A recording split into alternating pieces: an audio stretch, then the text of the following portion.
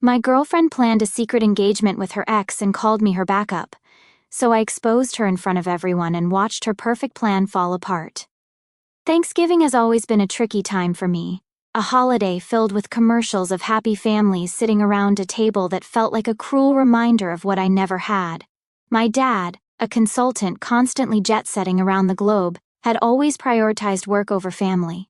My mom, remarried and immersed in her new family, didn't have much space for me either. Holidays usually meant microwave meals in my apartment, scrolling through Instagram, pretending the solitude didn't bother me. So when Caroline, Lily's mother, invited me to their family's Thanksgiving dinner, it felt like a dream come true. She pulled me aside after one of their boisterous Sunday dinners, her hands clasping mine warmly. "Max, we'd love for you to join us for Thanksgiving this year," she said. "It's a family tradition and it wouldn't feel right without you." Her sincerity was overwhelming. Lily's family was everything mine wasn't, close-knit, loud, and endlessly supportive of one another. Caroline had a way of making me feel like part of the family, asking about my day, packing me leftovers, and even sharing old family recipes. Their Thanksgiving celebration wasn't just a dinner, it was a 4-day extravaganza at their cabin in the woods, complete with board games, hikes, and laughter echoing through the trees. For the first time in years, I looked forward to the holiday. The invitation energized me. I bought a warm emerald green sweater dress that made me feel confident and festive. I experimented with a pumpkin pie recipe, wanting it to be perfect for Caroline's dinner table. Lily seemed happy about it too, or so I thought. Then, a week before Thanksgiving, everything changed. Lily and I were on the couch, wrapped in a blanket, watching Netflix. It was one of those mundane yet comforting evenings. Without looking up from her phone, she said casually, "Oh, by the way, you won't be coming to Thanksgiving dinner." The room went silent. I thought I misheard her. "What?" I asked. She glanced at me briefly. "Yeah, my mom forgot she invited you. It's just complicated." Complicated? My mind raced. Caroline had been thrilled about me coming. She'd even planned the menu around my favorite dishes. "What do you mean, complicated?" "She didn't forget, Lily. She was the one who invited me," I said, my voice rising. She sighed, muting the TV as if she were already over this conversation. "Look, it's a family thing, okay? My mom sometimes gets carried away inviting people. It doesn't mean she doesn't like you, but she probably realized it's not the best time." Her tone was so dismissive it made my chest tighten. "Lily, I don't have anywhere else to go," I said, my voice softer now. "You know my dad's overseas and my mom—" I trailed off, unwilling to explain yet again why her house wasn't an option. "What am I supposed to do, sit at home alone while you all celebrate?" Lily gave me a look I couldn't quite read, sympathy mixed with something else, maybe guilt or resignation. "We can FaceTime," she offered, as if that would make up for being uninvited from something I'd been so excited about. "You're making this a bigger deal than it is." My heart sank. It wasn't just about Thanksgiving dinner, it was the sudden change, the cold way she brushed off my feelings. I'd spent 2 years feeling like I was part of her life, part of her family, and now I felt like a stranger being pushed to the sidelines. I didn't push further that night. I just sat there, staring at the TV without seeing a single frame of the show, trying to make sense of what had just happened.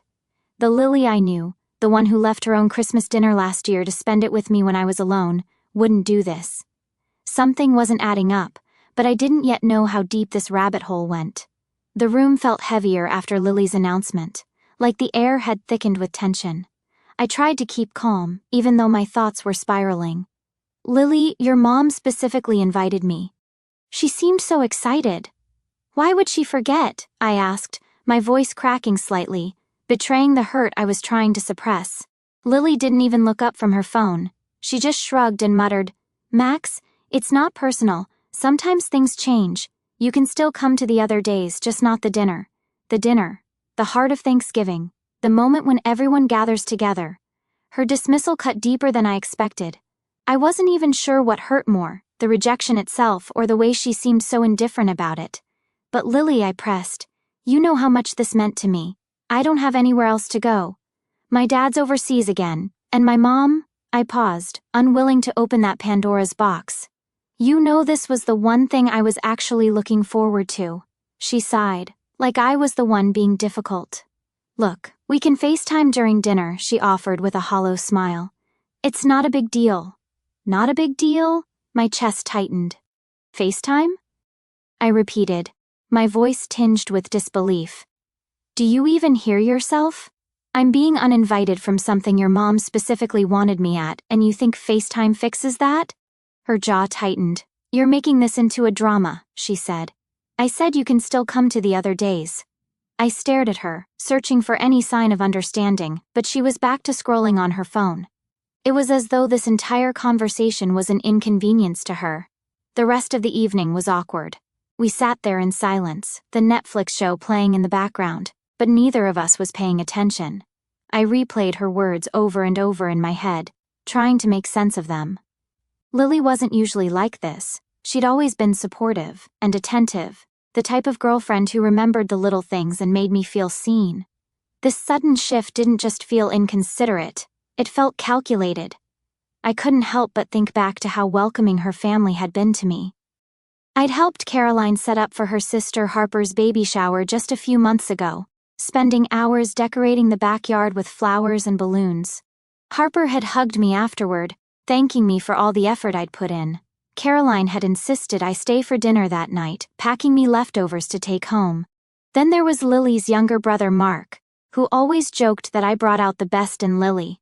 "She's way less of a grouch since you came around," Mark had said with a grin the last time I saw him. Even Harper's toddler had called me Uncle Max during one of the Sunday dinners. It all felt so genuine. I thought I was part of their family, or at least becoming part of it. So why this sudden change? Why now? That night, as I lay in bed staring at the ceiling, unease gnawed at me. Lily's behavior hadn't just shifted with Thanksgiving, it had started weeks ago. The secretive texts, the phone calls she took in another room, the way she'd been smiling at her phone and brushing it off when I asked who she was talking to. At first I told myself it was nothing. Everyone deserves a little privacy, right? But now the pieces weren't fitting together. Something was off and I couldn't ignore it anymore. By the time morning came, I was determined to get answers. Lily's vague explanations and dismissive attitude weren't enough. If she thought this conversation was over, she was wrong. Something was going on, and I intended to find out what. The tension between Lily and me hadn't eased over the next few days. She became increasingly withdrawn, her phone practically an extension of her hand. Every time I tried to initiate a conversation, she'd offer clipped responses or excuse herself to another room. I told myself I was imagining things, but the pit in my stomach told me otherwise. One night, we were on the couch barely speaking when her phone buzzed on the coffee table. Lily had just stepped into the shower, leaving her phone behind for once. My eyes darted to the screen. A message preview flashed across it and my heart nearly stopped. "KB, can't wait to see everyone's faces when we announce it." I froze, my mind racing. "KB, who is KB?" My pulse quickened as I stared at the screen. Lily's phone buzzed again, another message. "KB, are you sure he doesn't suspect anything?" My stomach turned. I knew it was wrong, but curiosity and dread got the better of me. I grabbed the phone and unlocked it with the passcode I knew by heart. My hands trembled as I scrolled through the messages. KB wasn't a coworker or some innocent acquaintance, it was Kevin, her ex-boyfriend. Kevin, the one she had described as ancient history the first time I asked about her past early in our relationship. The messages were intimate, casual in a way that spoke of a long-standing connection. They'd been texting for weeks, maybe months. The more I read, the more my heart sank. Their conversation wasn't just friendly, it was flirty, full of inside jokes and suggestive emojis. What hit me hardest, though, was a hint about Thanksgiving, Kevin. "It'll be just like old times. Lily, Mom is thrilled, everything's set, she won't be there to ruin it. Kevin, you owe me big for putting up with all this." The text painted a horrifying picture. Kevin was coming back to her family's Thanksgiving, the same one I had been uninvited from. Worse, they were planning some sort of announcement. My mind spiraled. An engagement, a reunion, whatever it was. I was clearly the unwanted outsider in their carefully crafted plan. The betrayal hit me like a punch to the gut. For 2 years I had trusted Lily. I had opened up to her, let her see the broken parts of me I rarely showed anyone, and yet she had been lying to my face, keeping secrets with the man she swore was out of her life. I sat there clutching her phone. unsure of what to do. The shower was still running, but my time was running out. I took screenshots of the conversation and sent them to myself, just in case she tried to gaslight me. When I heard the water shut off, I scrambled to put her phone back. My hands were shaking so badly I nearly dropped it. I couldn't confront her right then, I wasn't ready. Instead, I grabbed my bag, muttering an excuse about needing to get home early. As I walked to my car, tears blurred my vision. Everything suddenly made sense. Her distance, the secretive behavior, the cold indifference when I questioned her about Thanksgiving. Lily wasn't just hiding something, she was actively pushing me out to make room for someone else. That night, I stared at the screenshots on my phone until my eyes burned. The messages were clear, but I still couldn't wrap my head around it. How could she look me in the eye, kiss me, and pretend everything was fine while plotting this betrayal? I wanted to scream, to cry, to demand answers, but I also knew that once I opened this door, there would be no going back. For now, I needed to plan my next move. Whatever was going on, I wasn't going to let her sweep it under the rug. I spent the next day in a haze of anger and disbelief, replaying the screenshots over and over in my mind. Every message between Lily and Kevin felt like a fresh cut. I wasn't just angry, I was hurt, humiliated, and determined to get the truth. But I knew Lily would deny everything if I confronted her without more proof. That's when I decided to reach out to Harper, Lily's sister. Harper and I had always gotten along well. She was warm and genuine, the type of person who didn't shy away from tough conversations. I texted her casually at first, asking how she was and dropping hints about Thanksgiving. When I finally asked, "Do you know if Kevin is coming this year?" her response was immediate and telling. "Why do you ask?" Harper replied. My heart pounded as I typed, "I think Lily's been talking to him. I just need to know if he's part of the Thanksgiving plans." There was a long pause before Harper replied, "Max, I think you should talk to Lily about this. It's not my place." The pit in my stomach deepened. Harper's reluctance confirmed my worst fears. She didn't deny it, she knew something. That evening, I waited for the perfect moment to confront Lily. She was in the kitchen, leaning against the counter with her phone in hand, scrolling as usual. I could feel the heat rising in my chest as I approached her, every nerve in my body on edge. "Why is Kevin texting you about Thanksgiving?" I asked, my voice sharp. Lily froze, her finger hovering over the screen. Her face went pale as she looked up at me, caught off guard. "What are you talking about?" she stammered, but the crack in her voice betrayed her. I crossed my arms, holding her gaze. "Don't lie to me, Lily, I've seen the messages. He's texting you about some big announcement. What's going on?" Her eyes darted to her phone, like it was a lifeline. "It's not what you think," she said weakly, but the words fell hollow. "Then tell me," I shot back, my voice trembling. "Did you uninvite me because he's coming back? Are you seriously choosing him over me?" Lily couldn't meet my eyes. She stared at the floor, mumbling, "It's complicated." That word, complicated, felt like a slap in the face, a way to avoid taking responsibility. "Stop saying that," I yelled, my voice cracking. "Do you have any idea how much this hurts? You let me believe I was part of your family, and now you're pushing me aside like I don't matter." "What's going on?" Lily, her shoulders slumped, and for a moment I thought she might actually tell me the truth. But instead she said, "Max, I need time to figure this out." "Time?" I stared at her, my chest heaving. "Figure what out, Lily? You've had 2 years to figure things out. You're stringing me along while you sneak around with him." Lily finally looked up, her eyes filled with guilt. "I didn't mean for it to get this messy," she said quietly. "That's not good enough," I said, my voice cold. "You've been lying to me, haven't you?" She didn't deny it. That was all the confirmation I needed. I grabbed my coat and bag, my hands shaking as I opened the door. "When you're ready to stop lying, you know where to find me. Until then, don't bother." I left before she could respond, the cool night air hitting my face like a wake-up call. My heart was racing, my emotions swinging between fury and heartbreak. This wasn't just about Kevin anymore, it was about Lily's complete lack of respect for me. The moment I ended things with Lily, I felt a temporary wave of relief, but that quickly gave way to gnawing uncertainty. There were still too many unanswered questions, and I knew Lily wasn't going to be the one to provide clarity. That's when I decided to call Caroline, her mom. I told myself it was just to confirm what I already knew, but deep down I think I was hoping for some sort of denial. for her to say it was all a misunderstanding. I dialed her number, forcing my voice to sound cheerful. "Hi Caroline, I just wanted to double check. Am I still bringing the pumpkin pie for Thanksgiving dinner?" The silence on the other end stretched so long I thought the call had dropped. Then Caroline's voice came through, hesitant and careful. "I thought Lily talked to you. Well, he's back. Lily thought it might be best if you didn't come to the dinner this year." I gripped my phone so tightly I thought it might crack. "Awkward?" I asked, my voice trembling despite my best effort to stay composed. "Why would it be awkward?" Caroline sighed, her tone drenched in that insincere sympathy people use when they're trying to ease a blow. "You're such a sweet boy, Max, and we all love having you around, but Kevin has history with the family. Everyone knows him, and it's just a lot to navigate." Lily didn't want anyone to feel uncomfortable. Her words hit like a punch to the gut. "History? What about the 2 years I'd spent at their family dinners, birthdays, and celebrations? What about the history Lily and I were supposed to be building?" I tried to keep my composure, but my voice cracked as I said, "Caroline, does Kevin coming back mean he and Lily are together?" Caroline hesitated. "It's complicated," she finally said, echoing Lily's favorite excuse. "Lily told me they've been talking, and well, Kevin's always been a part of this family.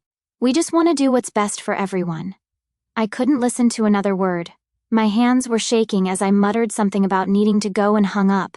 I sat on my couch in stunned silence, replaying the conversation in my head. Kevin's always been a part of this family. I was nothing more than a placeholder, a convenient stand-in while Lily and her family waited for Kevin to come back and reclaim his spot. The anger started to rise, bubbling up from the pit of my stomach. It wasn't just about Kevin, it was about all of them. Lily, Caroline, Harper, everyone who had smiled at me, hugged me, and pretended to care while knowing all along I wasn't the real one. I needed to clear my head, so I grabbed my coat and went for a walk. The cold air stung my cheeks, but it didn't dull the rage boiling inside me. As I walked, I couldn't help but think about all the times I'd been there for Lily, supporting her, caring for her, making space for her family in my life. And this was my reward, being discarded the moment her real boyfriend came back. That's when I decided I wasn't done. I deserved answers and I was going to get them, not just for closure but for the principle of it. Lily had taken 2 years of my life, and I wasn't about to let her or her family erase me without a fight. I didn't sleep that night after my call with Caroline. I sat in my apartment staring blankly at the wall, replaying every interaction with Lily over the past 2 years. The little moments I'd ignored or brushed off came rushing back, forming a disturbing picture I hadn't wanted to see. The next evening, against my better judgment, I went to Lily's apartment. I told myself it was to confront her, but deep down, I think I was hoping she'd deny it, that she'd have some explanation to unravel the nightmare I'd stumbled into. When I arrived, she acted as though nothing was wrong. She greeted me with a casual "Hey babe," kissed my cheek, and went back to her laptop. I sat on the couch watching her work, my stomach twisting in knots. The calmness in her demeanor was infuriating. How could she act so normal when my world was crumbling? After a few minutes, Lily said she was going to take a shower. As soon as I heard the water running, I made my move. Her phone was on the coffee table unlocked. I hesitated for a moment, my hands trembling, then I tapped on her messages. What I found made my blood run cold.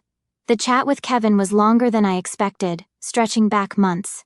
At first it was harmless, catching up, reminiscing. But then the tone shifted. Messages about finally being together again and picking up where they left off. Kevin had moved back to town a month ago, and Lily had been meeting him regularly. Then came the bombshell, "I can't wait for Thanksgiving dinner. Everyone's going to be so excited when we announce it." Announce it. I scrolled further, desperate to find clarification, and there it was, a picture of a diamond ring Lily had sent Kevin. Engagement. The word burned in my mind as I stared at the screen. My chest tightened, and for a moment I couldn't breathe. Lily wasn't just cheating, she was preparing to propose to someone else. I felt sick. The woman I had spent 2 years with, the woman I thought I knew, had been living a double life. She had looked me in the eyes, kissed me, and told me she loved me, all while planning a future with someone else. I quickly snapped pictures of the messages and sent them to my phone. My hands were shaking so badly that it took me 3 tries to type in my own number. Then I placed her phone exactly where I'd found it and grabbed my bag. I left her apartment without saying a word. When I got home, I locked the door and collapsed onto my bed, clutching my phone like a lifeline. I couldn't stop looking at the screenshots, as if the words would rearrange themselves into something less painful. Engaged to Kevin. The betrayal cut deeper than anything I'd ever felt before. It wasn't just the lies, it was the fact that I had trusted her completely. I had shared parts of myself with Lily that I'd never shared with anyone else, and she had used me, lied to me, and discarded me like I was nothing. I knew I couldn't keep this to myself. This wasn't just about confronting Lily anymore, it was about taking back control. For 2 years she had manipulated me, and now it was my turn to take the reins. The anger I felt that morning was a strange mix of pain and clarity. I couldn't let this go without answers, but Lily clearly wasn't going to give them to me.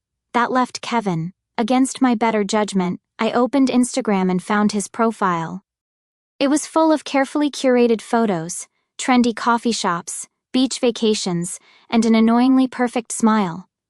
His life looked too polished, like someone who'd never known the weight of betrayal. I stared at the message button for a long time before typing out, "Hi Kevin, this is Max. I think we need to talk about Lily." I didn't expect a response, but to my surprise, he replied within minutes. "I was wondering when you'd reach out. What do you want to know?" His casual tone set my teeth on edge, but I forced myself to stay calm. "I need to understand what's going on. Lily and I have been together for 2 years, but from what I've seen, you two have been involved for months." His reply was immediate. "Involved? That's putting it lightly. Lily and I never really broke up. She said you were just someone to keep her mom off her back until I moved back to town." I gripped my phone so hard my knuckles turned white. My stomach turned as I typed back, "You knew about me this whole time?" His response came slowly this time, as if he were weighing his words. "Not at first. She told me about you when I came back. Said she didn't know how to end things with you because you were fragile. I didn't think it was my place to interfere, but I guess now I wish I had." Fragile. The word echoed in my mind like a slap. Lily had dismissed my entire existence, reducing me to a convenience. "Why stay with someone who lies so easily?" I asked, barely able to keep the venom out of my words. Kevin's response shocked me. "Because I love her. I've known her for years and I know she can be stupid and selfish, but she's mine. I'm sorry if this hurts, but I'm not giving her up." It felt like a knife to the gut. His words weren't an apology, they were a claim of ownership, as if Lily were a prize he'd won and I was merely a temporary obstacle. But his admission confirmed something I'd been avoiding. Lily had been playing both of us. She wasn't just a cheater. She was a manipulator. Someone who lied so effortlessly that she'd woven a web of deceit around everyone who cared about her. I ended the conversation abruptly with, "Thanks for the clarity, you can have her." Then I blocked him. For a moment I sat there, staring at my phone, letting the weight of his words settle. Kevin wasn't just complicit, he was actively fighting to keep the lie alive. And Lily, true to form, was letting him. This wasn't just betrayal anymore, this was a calculated, cruel game that they both seemed content to play. But I wasn't going to be their pawn anymore. It was time to decide how I was going to end this. And for the first time in days, I felt a spark of power returning. When I arrived at Lily's apartment, I felt a storm brewing inside me. My heart was pounding, my palms were sweating, and my anger was teetering on the edge of exploding. But I couldn't let her see that, not yet. I needed to stay composed, at least for long enough to watch her lies unravel. She opened the door with her usual casualness, but when she saw the look on my face, her expression faltered. "Max, what's wrong? What's wrong?" I said, stepping inside and slamming the door shut behind me. "What's wrong is that I just had a very enlightening conversation with Kevin." Lily's face went pale. She stammered, "I don't know what he told you, but..." "He told me everything," I interrupted, pulling out my phone and opening the screenshots. "Your little double life, the engagement announcement at Thanksgiving, all of it." I shoved the phone toward her, watching as her eyes darted over the evidence. For a moment she just stood there silent. Then she sank onto the couch, burying her face in her hands. "Max, I didn't mean for it to get this far," she said. My voice trembled more with fury than sadness. "Didn't mean for it to get this far?" Lily, you've been lying to me for 2 years. You used me. You let me believe we had a future together while you were sneaking around with him, and now you're telling me you didn't mean to? I didn't know how to end it, she blurted out, looking up at me with watery eyes. I cared about you, Max. I still do. But Kevin, Don't you dare say he's the one, I snapped. Because if he's the one, then what the hell was I? A placeholder? Someone to fill the void while he was gone? She didn't answer, which told me everything I needed to know. The silence was deafening, and it broke something in me. You were planning to propose to him at Thanksgiving, I said, my voice cracking, while I was still in the picture. While I was planning to make pumpkin pie for your family, to spend the holiday feeling like I finally belonged somewhere. You robbed me of that, Lily. Do you even realize how cruel that is? Her tears started falling in earnest now, but I didn't care. I didn't mean to hurt you, she said, her voice barely above a whisper.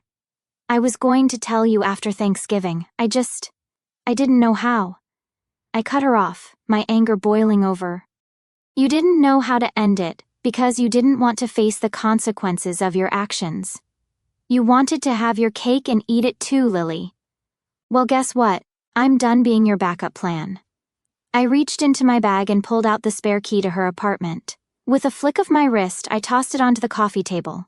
We're done, I said, my voice firm and final.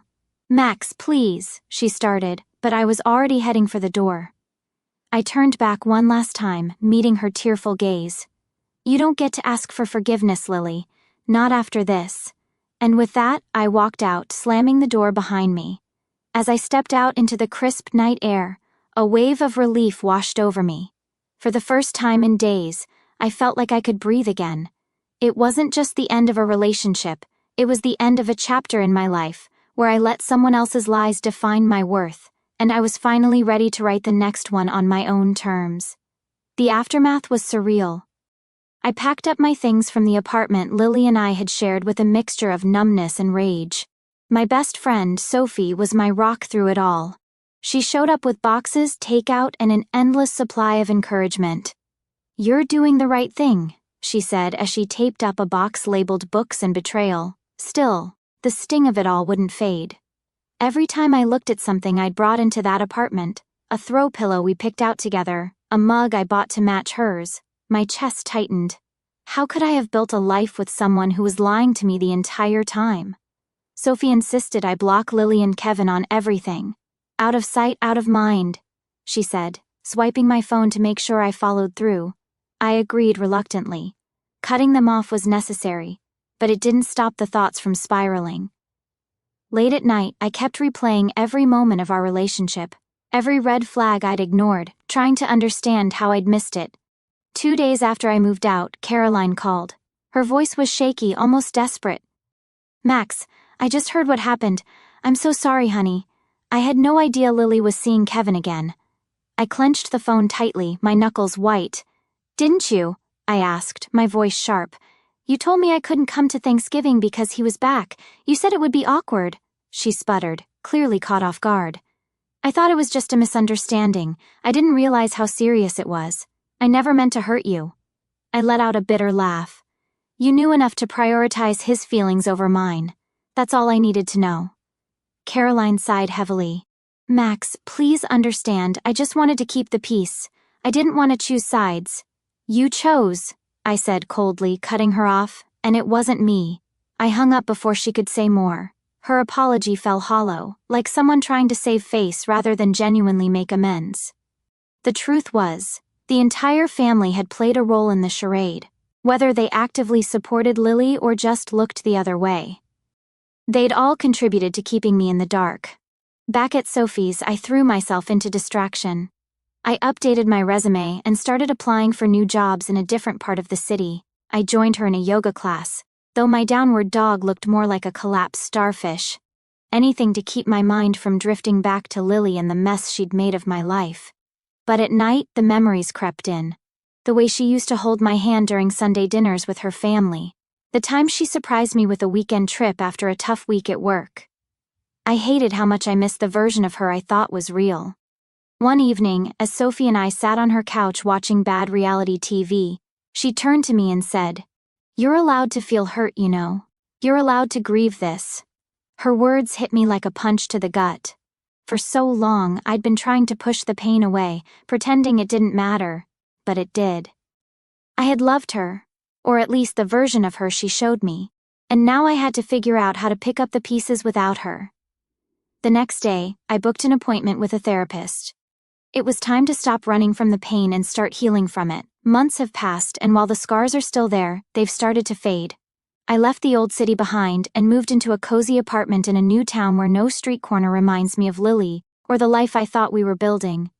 It's a fresh start, and for the first time in years I feel like I'm truly living for myself. Therapy has been a game changer. My therapist, Dr. Ellen, doesn't sugarcoat things. She pushed me to confront the patterns I had ignored, not just in Lily's behavior but in my own willingness to overlook red flags. "You have to stop dimming your light for people who don't deserve to stand in it," she said during one particularly emotional session. Those words stayed with me. Charlie, my golden retriever rescue, has been my biggest source of joy. His tail-wagging greetings make even the hardest days a little brighter. He doesn't care about the past, only that I throw his favorite squeaky toy a dozen times before breakfast. Adopting him was the best decision I've made. Thanksgiving is just around the corner, and this year, it's different. I'm hosting a Friendsgiving, a celebration of the family I've chosen. Sophie's bringing her famous spinach artichoke dip, and my new coworker Jasmine promised to bake a pie. It's a small gathering, but it feels more meaningful than any grand event could. These are the people who've shown me what unconditional support looks like. A few weeks ago, I received a letter from Lily. It was postmarked from her old address, the one I used to know so well. Against my better judgment, I opened it. The first line read, "Max, I know I don't deserve your forgiveness." I stopped there. I didn't need to read the rest. I already knew what it would say: apologies, excuses, promises to change. I fed the letter to my fireplace, watching the flames consume the last trace of her in my life. I've learned so much since that fateful Thanksgiving invitation. I've learned that love shouldn't come with conditions or lies. I've learned that I'm stronger than I ever thought possible. And most importantly, I've learned that sometimes letting go isn't just an act of courage, it's an act of self-respect. As I set the table for Friendsgiving, Charlie sniffing at the turkey roasting in the oven, I feel a deep sense of gratitude, not for the betrayal or the heartbreak, but for the growth that came from it. This year, I'm thankful for my resilience, for the people who stood by me, and for the chance to start anew. When my friends arrive, the apartment fills with laughter and warmth. For the first time in a long time, I'm surrounded by people who truly see me. No lies, no secrets, just love. And that, I realize, is the only thing I need this Thanksgiving.